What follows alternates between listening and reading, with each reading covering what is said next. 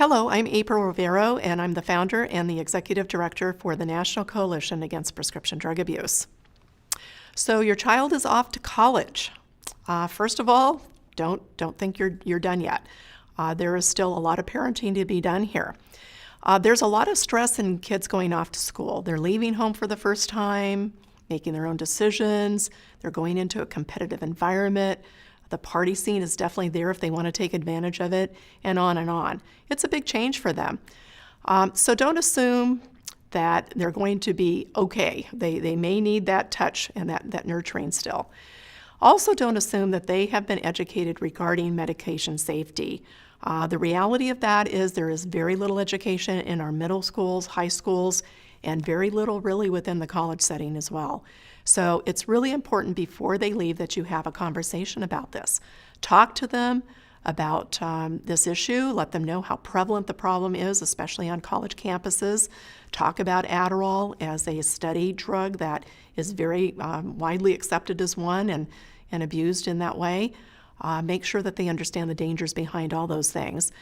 You can use statistics. There's a lot of them out there now. We have a lot of stats that are coming in at a federal level, a state level, that really displays how big a problem this is.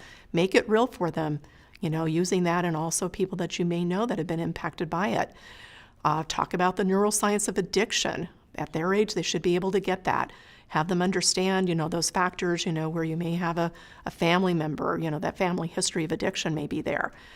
Talk about the drugs themselves and the effects that they have and the multiplier effect as they combine them, which can happen in a college campus setting.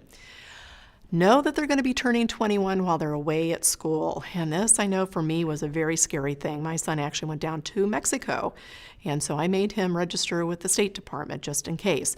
Bottom line is they're turning 21. You need to have a conversation again about alcohol, consuming too much, mixing it with medications or any other substances. Also know that they have access as an adult now to doctors, whether they be there on campus or in a private setting. Have them understand, again, that they need to ask the right questions. Is there an addictive property to the medication being prescribed? What are the side effects in general? Are there other alternatives? Have them understand to ask those questions. And also realize that some doctors within the college environment are actually setting up pill mills, and unfortunately, they sometimes target students who may be susceptible to those kinds of prescriptions they shouldn't have, that they can party with or otherwise get high with. Reducing the risk that is there by proactively educating them is really important. So just manage that. Have the conversations before, talk to them as they're going through those various years of school. Staying in close communication with them, I think, is important. Pick up the phone, give them a call. Maintain that connection to your home and your values.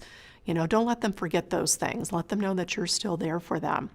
Also, physically make visits as often as you can. I know that can be a challenge when they're out of state, but make that plan to go see them. You can get a lot of information by taking a look at their apartments and seeing how they're living. It's important that you monitor their social media sites, if they're up on Facebook or whatever that might be. Take a look at the photos there. Are they suggestive of, maybe some excessive partying going on? As the parent who is probably paying at least part of the bill, there's no reason in the world you can't have access to their grades. That needs to be part of the agreement that you have to do that.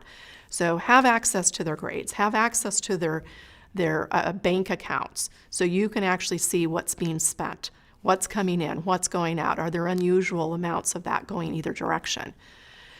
The bottom line is the majority of students get through college just fine, but my son didn't. He didn't survive his college experience, and unfortunately we see a lot of that. So what you want to be is, again, trusting but sensitive, have that touchstone, make sure that they know you're there for them, and help them get through it in a safe and healthy way. To learn more, please tune in to the other segments of our prescription drug series.